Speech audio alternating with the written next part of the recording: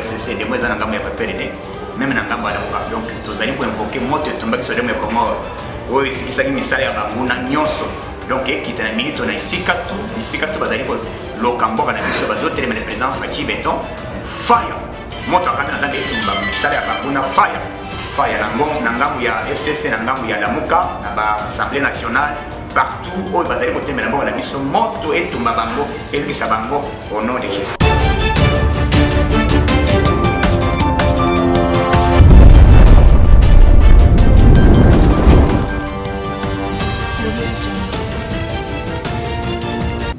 Mbote balandi ya Yokaso magazine. Merci pour la confiance et fidélité. Magazine bien mon kwado yango ebandi to tombe ebino bolandi bolambo. To fonga basango na biso na ngambo ya politique osengi boye ba été peuple congolais oti elika penza na plénière oyo kozala organiser na bureau d'âge balobi malgré bazo reporter plénière yango kasi elika na bango ezaka kana yango balobi parce que bayebi sima nyonso wana bolamu ezali reportage Suzy Mwinda Arnon Bouya.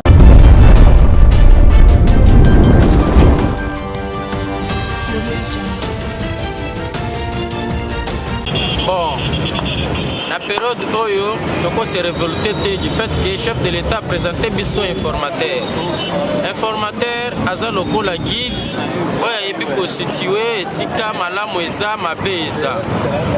Balobaka na lycée que mbuma nyonso ezalaka esika moko même mbuma kokola ezalaka pe na kati wana muto ayebi kolongola mbuma ya kokola na ya malamu ezaka muto ayebi ke ba mumeza na saki musala ba PC informateur eza ya koluka ba véritable patriote bango wana nde bakosala ke ba aider bureau d'âge wana bakoka kosala musala na bango fait que majorité eza d'abord établie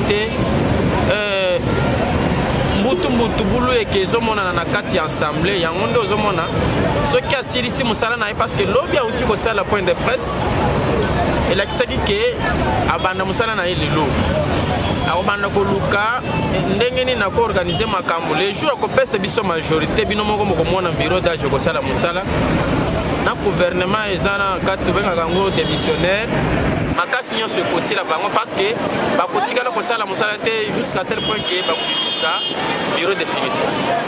Derrière chaque bénédiction il y a toujours bakal. Donc tozozela eloko ya malonga il faut to s'entendre na ba blocage moko boy mais eza passager nazopesa yo ndingisa mokolo oyo gouvernement ya Chibala bandaki ko bloquer gouvernement oyo ya Lukamba tobetaki combien de mois j'espère que c'est 7 mois mais à finir kaka pona ko kendi azaki makasi de même avec gouvernement so bloqué bureau d'âge fonctionne parce que eza ba député te bureau d'âge zo c'est ba financer bango ba futa bango ya nani session extraordinaire mais gouvernement so bloqué pourquoi parce que ba initié qui motion ya censure on a pour faire chuter premier ministre et le gouvernement naïe mais que cela ne tienne premier ministre de Moutoua yebi carte azo jouer azo bloqué ba député te mais azo se bloqué moko vous savez les autres mais pas ya modeste bat pour la opération biso majorité pour mona na bureau d'âge besoin succès ya kusala musala na bango bon dans une période où on semble à la biso qui le meilleur est déjà arrivé kozala les sous lokola bato ya liboso tozalaki parce que on peut se sacrifier dans les biens ce qui ozosala malamu oza prêt à kopesa bomoi na yo mais lokola Félix Tshisekedi azosala bolamu bazobloke ye peuple va comprendre waye basala trouble eza te bazozela va comprendre nini ekoya na suka po bazwa se prendre en charge. Dans un chef de l'État, Oyo, Azana Simanaye, Azana population, Azana justice, Azana armée, sécurité, dans la police, de même. Il y a pour force un chef de l'État.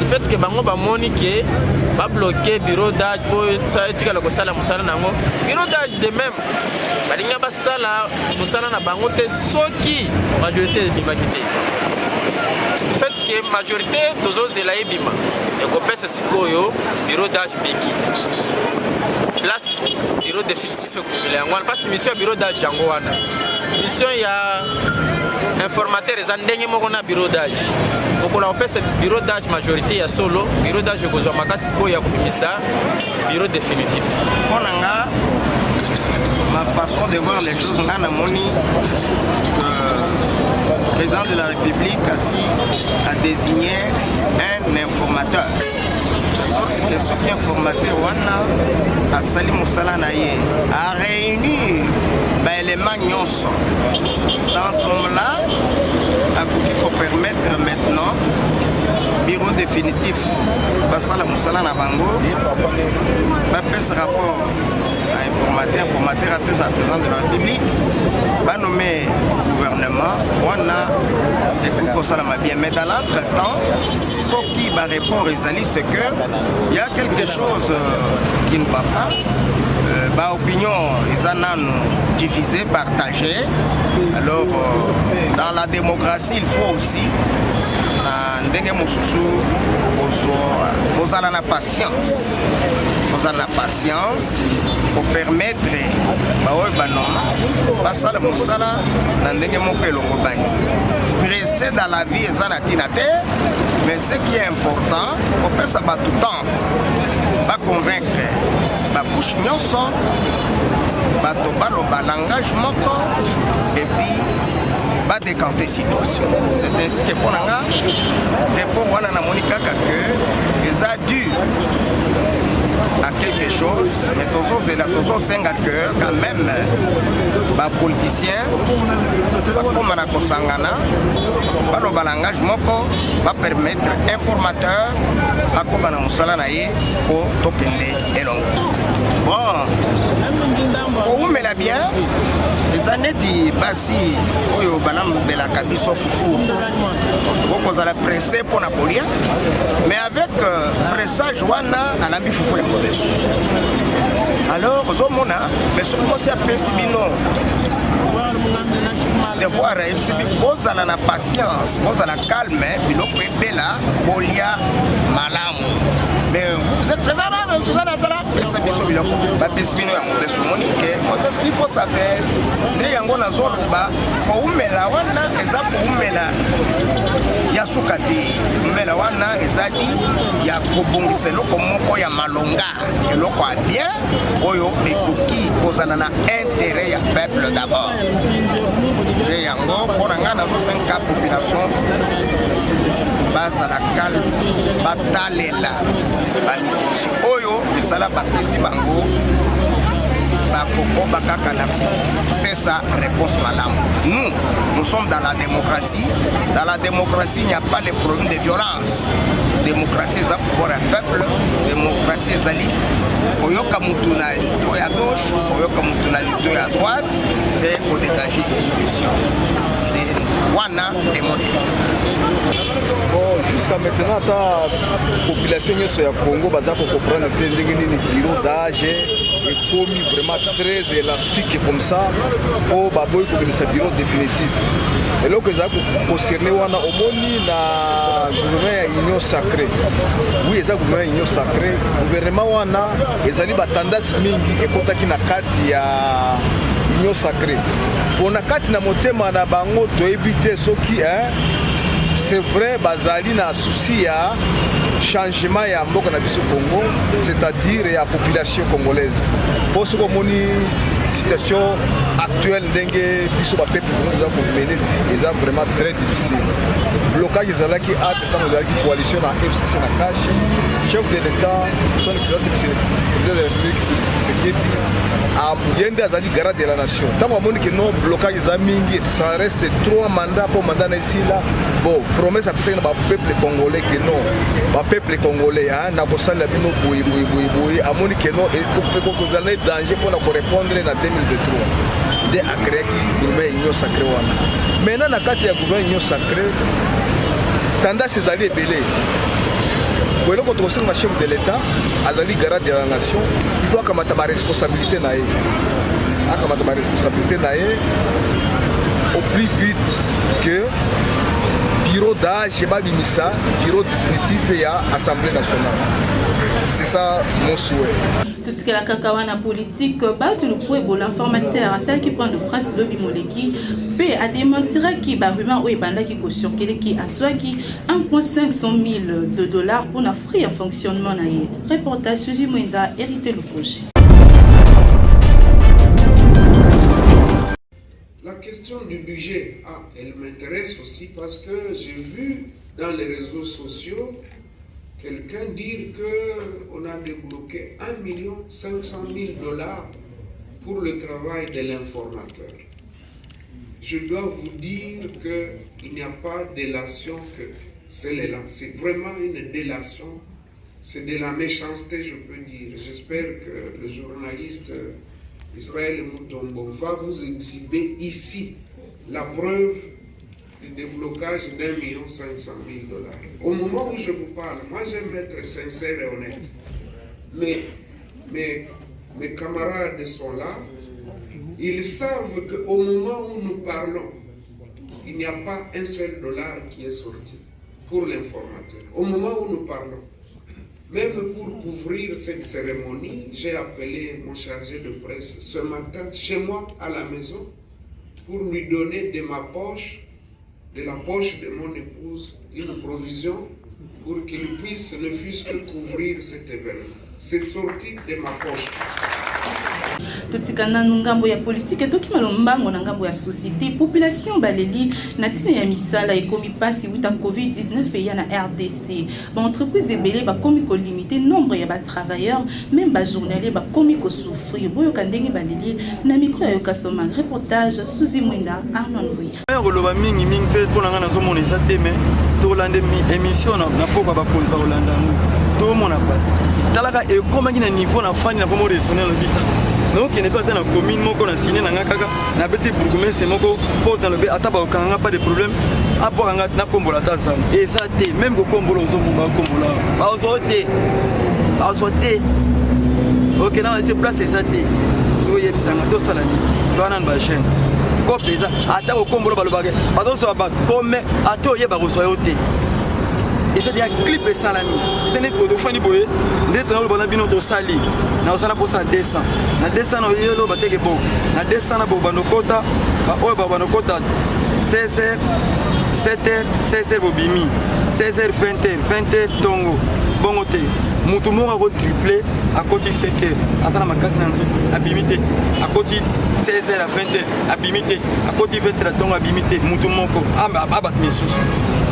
Osomo siko likambo tana abatu misusu ba kosala ndenge ni bonet nga boy soko swingo episinga oko doubler na o doubler po shu eza posa osoma ndako eza te omwena kanga matela musala oyo ezofuta ngambo na doubler donc nde na ye boy soko ba episinga bo musala moko ezawa soko kokango ti 16h so balobi ti 22h na sali 22h so balobi ti tongo na okela nganda ute na tiso bosenga ndako na ba okeli dimanche pona ni na okelungani na ndako posa musala te ndambo eza bazopona bato na bango bao bayebani yo yebani te okota te kala ki journalier oyo to 5 minutes neta banda tongo to bandolo okota koto te OK na société oyebani te to lembi otamboli ozi ata 1000 francs te biso to songa mako so yo yebisanga to kosa musala wapi po nzala pe eza na libumu nde tozotambola bo tosala nzala na transport te ata bolobi ke soma mai teka mai yango na osoma na mbongo ni oui bolobi teka mai kasi kwa mbongo mai eza te siko to osala ni mbongo mai oyo boloba ke ateka ata mai atambisa mai mpona nini asali boye eza te tozosonga makolo tozwi te 5 heures sous bobimi bokotalisa chance okoti te osali une semaine plein ozala ndako ofuta ndako ndenge nini tozana bana baolia ndenge nini ata balobake non mama ateka fufu wapi mbongo ya fond fufu ya bakopesa eza te donc tozotambola tomona pasi mosala eza te vraiment tonyokama makasi nde tozosonga bo tozosonga makolo okepela ndako oyoki nzala yango ozomona ere moki moyibi ezocontinue parce que moto ayoki lelo nzala lobi ayoki nzala lobi kuna ayoki nzala soki akutani yango osani akozwa akoyiba pourquoi ayoki nzala mpona yo moni leta esala biso ndenge nini esala bamécanisme neto social na biso leta na biso ata okotisa bakompagnie ata siko te amingana kobunda na basosiété ya mikemike oyo eza ke asala mpe baenquête ya kokotisa motu nyonso ata kokotisa 200 osali ménage semaine oyo groupe oyo bakota akomi bakombo na bino semaine wana mpe bino mpo bozwaki semaine groupe mpe bakota ozobalanse motu eza te kaka yo kaka baninga bazokota te tokovivre ndenge nini navanga na question koluka question ti na limite na makolo koluka nini cop eza te cop ezali mais kitribalisme soki mokonzi aza moswahili akozwaka baswahili na bango soki aza moluba akozwaka bato baluba mais biso baoyo tozanga bato oyo baza liboso na biso tosala nini esi biso te koyiba te toyibi soni eza nani ya mokonzi na biso so atie basosiété ebele tosala moyibi mpe kosila koluna kosala mboka misele eza te mpo nanga naninyeke misele eza te bana confinement ngakuna baloba vérité bana confirme bandi ti nde naza boye tozalaka na kompani moko boye balongola biso mais ti tokomi boye tokende inane tosala te kwa nini misele eza te esa ya mokonzi na bachef na biso vraiment bakoma motema batia basosiété mpo tosala mpo moyibi esila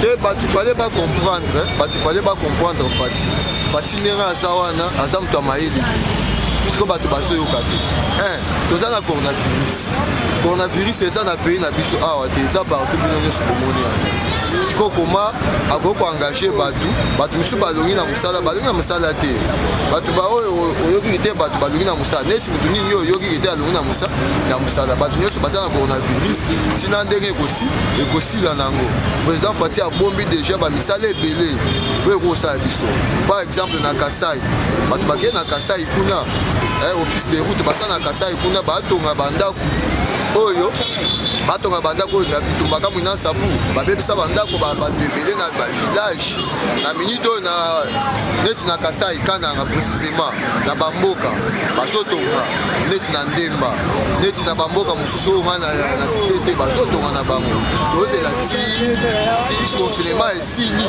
ale président Fati apesi biso misala donc mpona yo na Kinshasa aki eza nango normal misala eza nango mpona yo mpona ozomonaki misala eza nango population ezosufri te bon mpona ngai nazomona te population ezosufri te toza bien boyeba okuti ngai awa naza bien naza Fati apesi nga bulo te me naza na mbongo na ngai na poche nayebi nalobaka na ngai me tozeli ti nga ndenge coronavirus ekosila président mboka apesa biso bamisala po eza na place mosusu afongoli école de guerre wana fallait tokota na école de guerre wana so tokoti na école de guerre wana parmois baba nofutanga ti misali toluka misala yakete tokende na bureau na cabinet ya président na fano te motu nyonso na mboka na biso awa toza na niveau moko te toza na balisansi toza na badiplôme simple toza na baoyo lisansi ya kokozwa mosala neti ya diplôme simple te et puis toza na ba D6 toza na ba 3-6 toza na bango fale toyeba kete misala ezali nango ekoya seke bajeune wana bayebaki misala eza te bayebi none technique ya kolukela mosala te mpe baza no na patience ya kozela président na biso asala biso alambela biso biloko ebela mpo tolia bien seke osengana bango baza patient te baoyo wana bazolobaki misala eza te donc ezaki parese na bango Fati aza awa eske ayebi moto aza na maluku aza na mosala te Fati aya na maluku ayeke te oza na mosala te napesi yo mosala le père ayebisi biso nini avant akufa ayebisi biso nini prenez-vous en charge nga nayebi ke na zando bazoteka carte mémoire 500 francs nazwi 5000 na nga nakei nasumi carte mémoire 10 naye awa soko oza na 5000 te estce kozanga 5000 soko otelemi na nzela kozwa 5000 mama yayawa mama ozokende wapi pesanga bora nambemela oke omemeli ozwi 5000 de façon ke ozwaka 5000 osala baprojet na yo yango wana sikoyo ye afandi kete Fati apesanga bulo ye aza na maluku Fati ayebi epa na ye na maluku ça il fallait ça c'est un deux misala yango oyo koyeba ke misala eza place wana te otambolaka te yo ofandi kaka kote ya maluku wana na ville okomaka te limete okomaka te kingasani okomaka te misala yango okolukila wapi kaka libanda ofandi wana nga neti lelo nauti place oyo nauti demarche ya mosala moko na sando awa na minute oyo nasoya nauti mosala moko na sando fati aye koyebisanga te kikine na sando nga moko na kei wana tosololi babi te ifale na banda mosala lendi efort na ngai soki nalobaka misala esala te ngai na susu nanga mwa sport singeli boyeba ete na cadre ya deuxième journée ya léopard oyo akobeta mokolo ya jeudi 21 janvier na libi bakino apesaki pronostic na bango na micro ya yoka somak Aris Mbado reportage.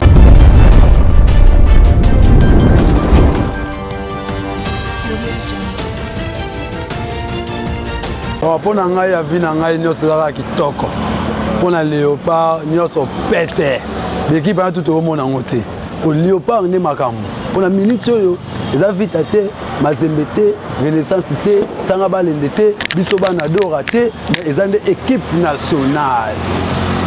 nationale tozala bomoko tozala teke non joueur vita joueur imana joueur maze non mpona nga mpe na mwana dora na boye eloko wana mpo bango tu baobetana normal à part ibenge papa na biso ibenge yebela coaching no ezalaka kitoko mais yebela match alobi yebela match alobi berere ezala te po oyo towa braza tobeta mpo braza kuna alobela yango te mpo braza tomesana braza fo tobetaka yango eloba yango fere egola braza fo tobetaka yango mpe tomesa tobeta bango na tour na boxe na nyonso na foot équipe oyo tobeta yango lobi base prépare so base prépare te bana mingete mibale mpo so bandisi dedaka bango aza wana otya deja moko na yeyebani deja bajoueur tu batire mpe baotya ya bango kadaka bango te bango tu bakotya ya bango apesi bana kini tu mbote ebele tous les supporters imana vita mazembe sanga balende lupopo bilima bajoueur aveti bango tu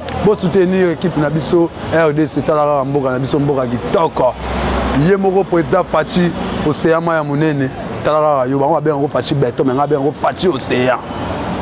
Bon, en tout cas, premièrement, merci d'abord. Et merci pour la moussala, pour l'encouragement. Bon, pour le léopard, on est là à l'obati. Donc, premier match, déjà, de gagner.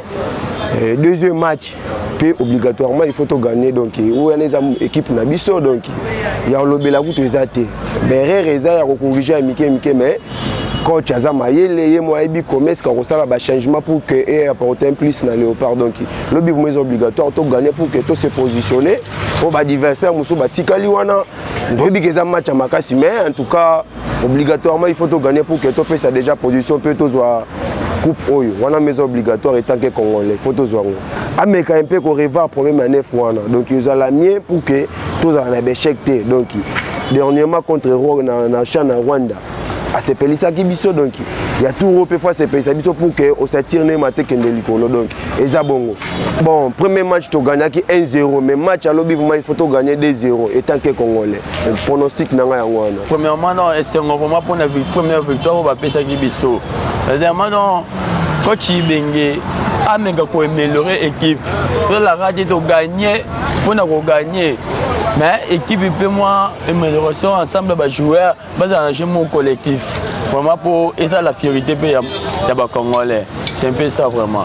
Pour notre score à lobby, les matchs jouent aussi le terrain. Les écopés ça biso victoire mais pour na mboka na biso pour nous soutenir toujours Congo na biso le score est à 2-0. Na rebi konde to suki sakabasango na biso to bengaka invité du jour mokwalelo to yambela kibino évangéliste Blanfi Kivova azaki na micro ya Suzy Mwinda Aris Mbado reportage.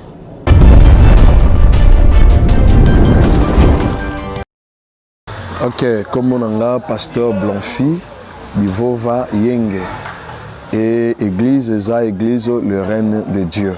Ok, je bénis toute personne au Azolanda biso. Et si Kanyo soit Zouami, Nzamba Kanisaye et Nzamba Pambola encore davantage. Et ensuite, Nzamba Longola 20 au ya Covid. En réalité, pour être un serviteur de Dieu, en tout cas, il faut y avoir deux choses. C'est-à-dire, tous nous sommes des serviteurs de Dieu. C'est-à-dire, Moutoua Yambi Christ comme Seigneur et Sauveur, d'office à un serviteur de Dieu. Mais pour nous, comme un ministre de Dieu, hein? Des problèmes, Zawana. C'est-à-dire, en réalité, un ministre de Dieu a appelé des appelés. C'est-à-dire, tout serviteur de Dieu, parce que Biso Nyonso, nous avons un quatre royaume et un sacrificateur. Parce que à travers Christ, il nous a fait tous des royaumes, des sacrificateurs. C'est-à-dire, tous les Biso Nyonso des serviteurs de Dieu. Même chantre, même protocole, même Mouta sécurité. Il est serviteur de Dieu, il sert Dieu. Mais il n'est pas un ministre de Dieu. Il n'est pas un évangéliste, il n'est pas un pasteur.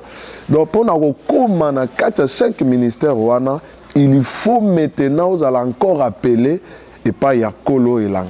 C'est comme ça qu'Ende Bakomaka, Moussali Anzambe comme ministre de Dieu. Message Yasuka, avant Naloba, par rapport à l'église, Nangatanga verset Moko Yasuka, rapidement, Matthieu chapitre 7, verset 22 à 23. Bible, plusieurs me diront à ces jours-là, Seigneur, Seigneur, n'avons-nous pas prophétisé par ton nom? N'avons-nous pas chassé des démons par ton nom? Et n'avons-nous pas fait beaucoup de miracles par ton nom? Alors je leur dirai ouvertement, je ne vous ai jamais connu, retirez-vous de moi, vous qui commettez l'iniquité. C'est-à-dire, et ça version na banga avec Seigneur. C'est-à-dire, balobi 3 verbes. Abi prophétiser à ton nom, chasser les démons à ton nom et faire des miracles. Et ça, biloko bat baolanda lelo na l'église, bat baolanda prophétie, bat baolanda délivrance et bat baolanda miracle. Mais à balobi te prêcher à ton nom. En réalité, il faut rester à prêcher l'évangile. Ndé eloko est important. Mais ceux qui te tikali na babiloko misato prophétiser, chasser les démons, faire des miracles, cela en réalité ne fait pas la vraie évangile. Moutou Aza, un serviteur de Dieu, il faut y aller, est-ce que réellement tu as reçu l'appel et pas Nzambé? Ceux qui ont recevoir réellement appel et pas Nzambé, tikala na kati appel na yo. Mais ceux qui ont y aller, que non sala makambo et je n'ai pas reçu l'appel venant de Dieu, tika bandela zonga na sa makolo ya moto à recevoir appel et pas Nzambé. Je suis le pasteur Blanfi de Vovayenge de l'église Les Reines de Dieu. Tozwami na commune ya Bumbu na avenue Mawanga numéro 196 pardon. Juste référence, c'est à prison à Makala sur 24, prison à Makala entre Sayo 24. Batonio Soubolande Bisso, je pense que Naningibo vérifier bien les écritures et bokoye ba nanyaza na vrai, nanyaza ya faux. Et loko souka lengna loba, tous a besoin de prophétie, de miracle, mais actuellement nous avons besoin de discernement des esprits. Tikanzambe na lola, kolo Yesu Masia apambola biso. On est tous ceux qui se passent à mon épisode, ceux qui bossent, qui bossent, un grand merci à l'équipe technique et rédactionnelle. On a ma caméra, Namoni Arnon Mbouya, Nangambo montage, Namoni Aris Mbado. Édition Ezala qui est assurée par grâce au 9 Souzi Mwenda, Ngalavion Tokuta Mbalasima. Au revoir.